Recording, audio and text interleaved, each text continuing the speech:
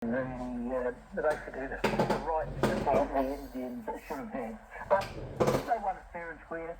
I'm not sure it was a tournament that I would go out of my way to watch every game. In fact, I didn't. But I watched the replay of the final. It was played on a good pitch. It was the best pitch that they had throughout the whole series. And it was even for both sides. India batted first. They were in trouble until the last 3 overs when they added 42 runs. And they were in danger of having their total shut down, but their bowlers were able to take control of the same situation of the game, the last 3 overs, and keep the South African side and their one real dynamic batsman on the task from winning a game. They looked as though they were going to grab. So it was an Indian win.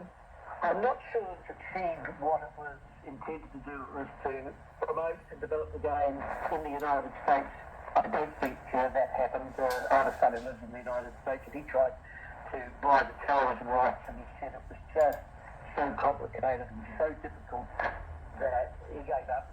And now it's like in America, somebody's got the rights to sale, you've got to go through the process over here.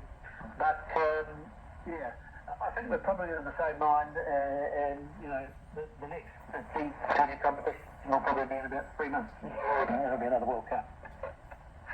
Right. A serious thought as well for South Africa. South Africa, one of the most unlucky sporting teams in the world. Perhaps it's a discussion for another time though. Barry Waddle, nice to have you on as always. And we'll chat to you in a couple of weeks. Cheers, Bill. That is our sports correspondent Brian Waddle, who's on once every 2 to 3 weeks or so to chat sport on a Monday evening here on RNZ National. Another thing we do on a Monday evening, here on RNZ, on a Monday night I should say, here on RNZ National, is cross to the other side of the world and have a chat to our friends at the BBC, taking a look at some of the international headlines. And tonight we're speaking to Jonathan Fruin. Jonathan, good morning to you, and thanks for joining us once more. Hi, Emil. Let's talk elections in the first half of the general election coming up this Thursday in the UK. What's the latest? Well, it's been almost 6 weeks since the Downing Prime Minister Rishi Sunak announced the election in the pouring rain in Downing Street, and since then the opposition Labour Party polling lead has barely moved, with the party around 20 points ahead of the governing Conservatives.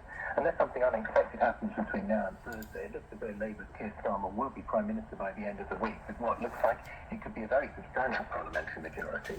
The Conservatives have been warning against allowing Labour what they've called a supermajority, which is a concept that doesn't really exist in the British political system.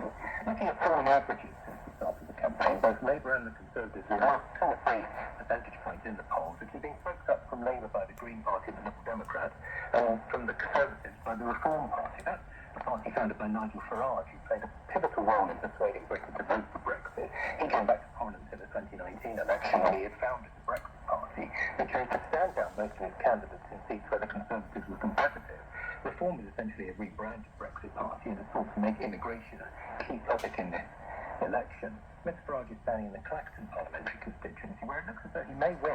So his party faced controversy late last week when it emerged that people canvassing for him there have made homophobic remarks, described Prime Minister Rishi Sunak in racist terms, and advocated for soldiers to shoot at migrants crossing the English Channel. They were condemned by Nigel Farage and swiftly removed from the campaign, although Mr Farage also claimed the undercover filming of those events may have been a set-up, something Channel 4 News strongly denies.